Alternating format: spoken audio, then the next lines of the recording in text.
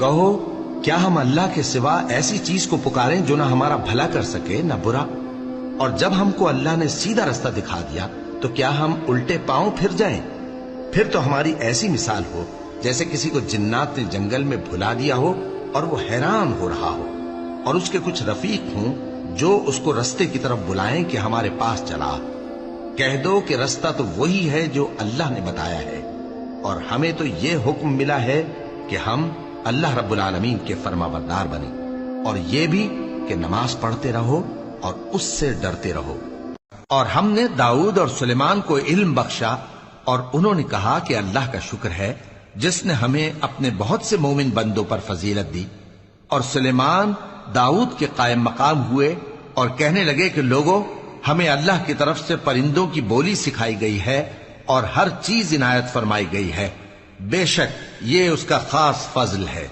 انسان بھلائی کی دعائیں کرتا کرتا تو تھکتا نہیں، اور اگر اس کو تکلیف پہنچ جاتی ہے تو نا امید ہو جاتا ہے، آس توڑ بیٹھتا ہے۔ اور جب ہم انسان کو نعمتوں سے نوازتے ہیں تو وہ منہ موڑ لیتا ہے اور پہلو پھیر کر چل دیتا ہے، اور جب اس کو تکلیف پہنچتی ہے تو لمبی چوڑی دعائیں کرنے لگتا ہے۔ کہو کہ بھلا دیکھو تو اگر یہ قرآن اللہ کی طرف سے ہو پھر بھی تم اس سے انکار کرو تو اس سے بڑھ کر کون گمراہ ہے جو حق کی مخالفت میں دور نکل گیا ہو؟ اور اے مکے والو، تمہارے ارد گرد کی بستیوں کو ہم نے ہلاک کر دیا، اور بار بار ہم نے اپنی نشانیاں ظاہر کر دیں تاکہ وہ رجوع کریں، تو جن کو ان لوگوں نے اللہ کا قرب حاصل کرنے کے لیے معبود بنایا تھا انہوں نے ان کی کیوں مدد نہ کی، بلکہ وہ ان سے گم ہو گئے، اور یہ ان کا جھوٹ تھا اور یہی وہ افترا کیا کرتے تھے۔ کہو کہ اگر تم جانتے ہو تو بتاؤ کہ زمین اور جو کچھ زمین میں ہے سب کس کا مال ہے؟ جھٹ بول اٹھیں گے کہ اللہ کا۔ کہو کہ پھر تم سوچتے کیوں نہیں؟ ان سے پوچھو کہ 7 آسمانوں کا کون مالک ہے اور عرش عظیم کا کون مالک ہے؟ بے ساختہ کہہ دیں گے کہ یہ چیزیں اللہ ہی کی ہیں۔ کہو کہ پھر تم ڈرتے کیوں نہیں؟ کہو کہ اگر تم جانتے ہو تو بتاؤ کہ وہ کون ہے جس کے ہاتھ میں ہر چیز کی بادشاہی ہے اور وہ پناہ دیتا ہے اور اس کے مقابل کوئی کسی کو پناہ نہیں دے سکتا؟ فوراً کہہ دیں گے کہ ایسی بادشاہی تو اللہ ہی کی ہے۔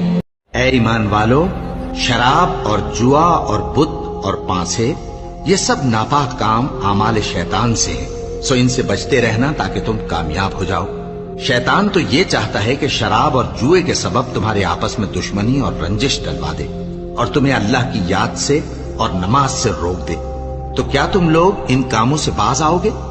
اور اللہ کی فرما برداری اور رسول کی اطاعت کرتے رہو اور ڈرتے رہو۔ اب اگر منہ پھیرو گے تو جان رکھو کہ ہمارے پیغمبر کے ذمے تو صرف پیغام کا کھول کر پہنچا دینا ہے۔